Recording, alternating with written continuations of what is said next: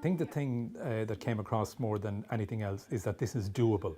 There's a huge kind of mystery and mystique about new technology, probably a great fear among those of us that are 30 years doing this, that we're never going to be able to reinvent ourselves because it's a young person's game and they know so much more about this than we do. In fact, it's very simple and it's helpful in the extreme when you have a teacher explains it to you as though you are a child, shows you that it's simple but also approaches it with enormous enthusiasm and shows you how it works in your current environment. It's not a replacement for what you do, it's a complementary medium and it works. I actually have to go now after it's finished, but I told Glenn that I'd stay here till 8 o'clock tonight. I really, really am enjoying it. I'm not sure if it'll ever come naturally to me, but I certainly think we need to keep challenging ourselves and we need to keep abreast of what's happening.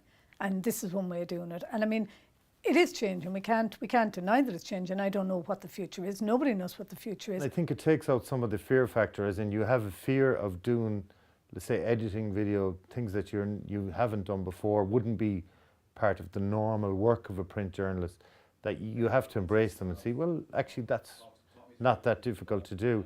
I mean, you can't ignore the realities of life. The realities of life is that the current generation of 20-somethings, 30-somethings, they get more of their news from that type of online video content and online, generally online sources rather than the printed written sources. So I mean, that's something we can't obviously ignore and we have to kind of, to keep pace.